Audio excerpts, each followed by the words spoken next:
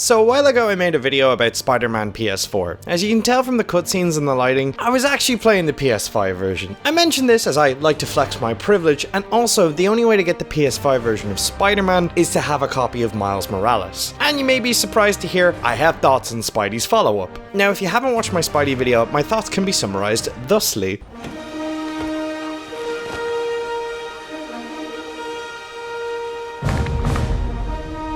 Have as adopted babies. But what about Miles Morales? Does Spidey's protege soar to the same great heights as the original?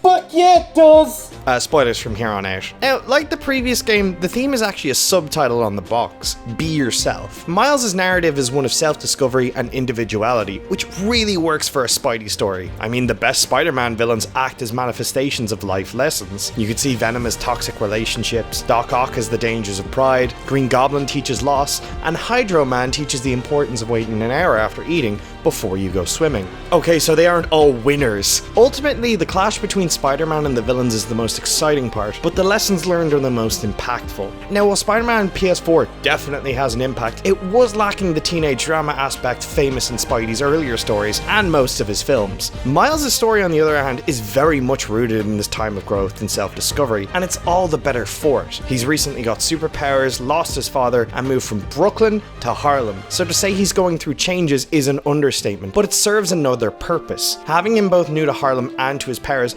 help us as the audience reconnect to him in his new role and neighborhood. The player is made as unaware of the future as Miles is in this regard, and we're as invested in his journey to define the hero he'll be as he is. It's similar to how our teenage years form the basis of who we are as people. The only difference is we didn't fight costume villains, we fought invisible ones, like depression and anxiety and homosexual panic. Okay, number one or number two? Oh my god. Number two, right? Maybe I am gay? But what's interesting is even though Miles is moving forward with his life, both civilian and superhero, a lot of the game centers on everyone trying to tell him what to be. The villains, his family, hell, even New York City. They're constantly trying to influence Miles in some way or another, with no real regard for what he wants. The first major instance is the Tinkerer, who's committing violent actions around the city to oppose the corruption of the Roxxon Corporation. It's later on revealed that the Tinkerer is actually Miles' old friend Finn, who after her brother's death began lashing out in a violent rampage, something that could have been Miles' fate without Spider-Man. Miles may want to help Finn, but she constantly tries to justify her extreme, almost terroristic, is that a word? Actions. She flat out tries to manipulate Miles and has no issue in almost destroying Harlem and brutalizing a defenseless Rhino. No, not that kind of Rhino. The second character that's trying to influence Miles is Aaron Davis, the brother to Miles' deceased father, and Miles' version of that uncle that shows up at family barbecues and says really out of touch and inappropriate comments to you while he thinks no one's listening. Guess that's what I get for trusting some black guy. What? Stop making intolerance a character trait, Uncle Eddie! Aaron is reintroduced to Miles after his father passes, rather than Aaron being the one that dies like in the comics and movie. This may seem like a relatively minor change to some, as Jefferson and Aaron's death serve the same purpose narratively. However, the difference in the game is that Uncle Aaron acts as Miles' last tangible connection to his father, and it's also a nice mirroring of Peter's relationship with Uncle Ben. It alludes to happier times when he still had his whole family. Yet Aaron also serves to connect Miles to his current role as a superhero with his own mask persona of the Prowler. Terrible name, I know, but realistically, Spider-Man isn't exactly breaking creative boundaries, now is it? Aaron acts as a second mentor to Miles in Peter's absence, protecting him in his unique way. But much like Finn, there's something rather disingenuous about how he goes about it. Yes, he's trying to do good, but he's willing to sacrifice others to do it in a vain attempt to claw back his family, and he's only willing to let Miles be his own person to a point. The two have great chemistry, and you can really feel Aaron's love for Miles and how well they work off of each other, but it's clear that Miles has all the morals in the family. Oh my god, Morales, I just got that. Aaron doesn't even see an issue letting hundreds die rather than helping his nephew do something about it. I don't think the sentiment of Aaron or Finn's crusades are entirely wrong, but it's the execution and how they try to manipulate Miles where they fall short. They both try to use their past relationship to force Miles to their way of thinking, and in some cases try to guilt him to their side, and control the type of hero he should be. Despite Miles trying to understand his villains' perspectives, and in some cases agreeing with them, Finn and Aaron are completely blinded by their own egos, a trait they share with the actual villain of the game, completely unwilling to change or accept that they may be wrong, which is a bit bit of dramatic irony, as the "be yourself" tagline means that Miles needs to stay his course and not give in to what others want him to be. Rather, he needs to define what being Spider-Man means to him. Despite Miles' inexperience, he wins over the people of Harlem, who no longer see him as the other Spider-Man, but his own hero, and even give him a recolor of his costume for it, reiterating that Miles being himself is the best way to go about his new side gig. Speaking of Spider-Man, that brings me to a character many would argue was underused in this game, but who I think works all the better for it: Peter Parker. Hey everyone. Peter appears in person at the start of the game and the end. Any other appearances are either flashbacks, pre-recorded messages, and or phone calls. Yet Peter's character development from the previous game and his relationship with Miles is chef's kiss. Peter had to learn to accept help in the narrative of Spider-Man, and you see it in full effect here. Peter seems completely fine leaving the city in Miles' care, because Pete trusts him. That and his teaching technique is unique, to say the least. Alright, you ready? Of course I'm not ready. Oh!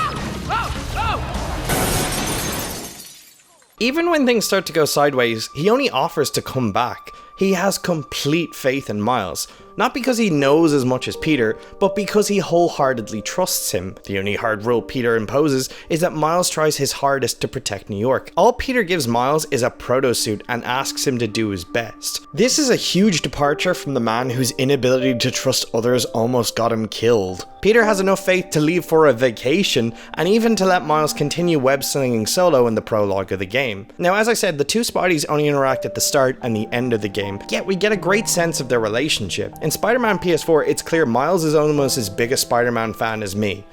Maybe. He's awkward, excitable, and stunned by the webhead. Here, however, Miles and Peter seem much more comfortable with one another. Their relationship is less Batman and Robin and more brotherly, which makes sense. Peter and Miles are exceptionally similar. And even before Miles knew Peter was Spider-Man, he trusted him enough to tell him about his powers. They've both lost a parent and have an innate sense of guilt over it and a drive to protect others. So it's no wonder they get on so well. I mean, we see more of this in the VR missions Peter left Miles, where the young Spidey notes how much he enjoys Pete's brevity or finds humor in some of the webhead's less spectacular adventures. It's also telling that Peter is the only one reassuring Miles to do things his own way. He never tells him how to be Spider-Man, and even when Miles messes up, Peter is the one who shows him there's lessons to be learnt in failure, cause he knows that's how he learned. Miles' journey perfectly echoes the early career of Peter, right down to connecting with the citizens of New York. Rather than just getting into giant fights and destroying cities, like some people, Miles is a friendly neighborhood Spider-Man. There's a greater emphasis on him working with the people of Harlem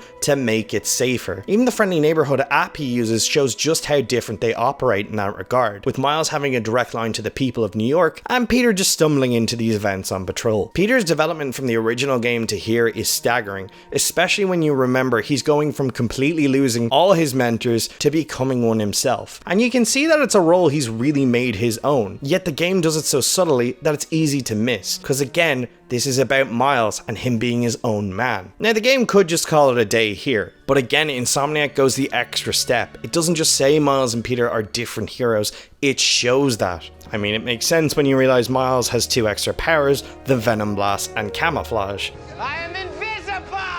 All of Miles' animations also show this youthful joyness and occasional unease in his new abilities. He lets the momentum of swings take over, his own strength seems to catch him off guard, and a lot of his takedowns seem more impromptu and playful than Peter's. It just gives this great sense of how much Miles is enjoying his new powers and reiterates how inexperienced he still is. His initial costume is much more ill-fitting and has these huge eyes that really punctuate just how young Miles is. Even when he redesigns his costume, a cool way to show he's growing into the role and moving away from emulating Peter, the suit maintains these super big youthful eyes. Now, you may be thinking I'm running out of things to gush about, but can we talk about the music? John Pansino is a frickin' genius. Famously the composer on the OST for Daredevil, great show, and The Defenders, less great show, he clearly knows how to capture a signature Marvel feel, yet still infuse the character's identity into the music. You'll notice the main theme is a rearrangement of the first game with hip-hop elements, infusing a bit of Miles' personal style into the score, and again again showing that Insomniac uses every aspect of a game to create their narrative and characters. And I know I made this case in the video I did on the first game, but again, it could have been very easy to mess up either of these games, as we've seen from some other Marvel games. Yet Insomniac just reiterates how well they create fully realized experiences, especially Spider-Man based ones.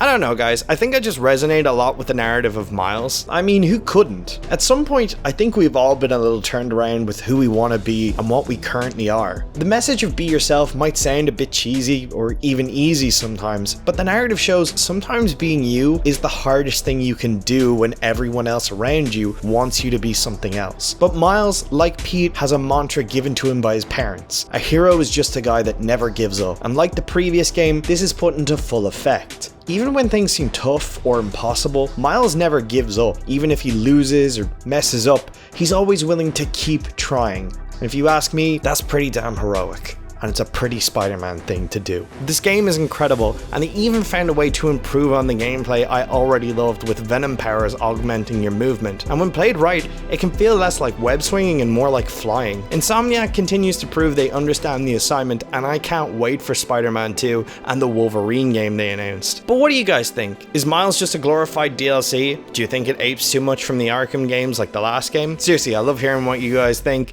and I try to reply to all of them where I can. Don't forget to drop a like, a dislike, share the video around, and subscribe, because if you don't, nothing will happen. Absolutely nothing. But I'll think you're really cool if you do. Namely, a cool cat. Namely, this cool cat. That's you if you sub. Certified cool cat. Yeah.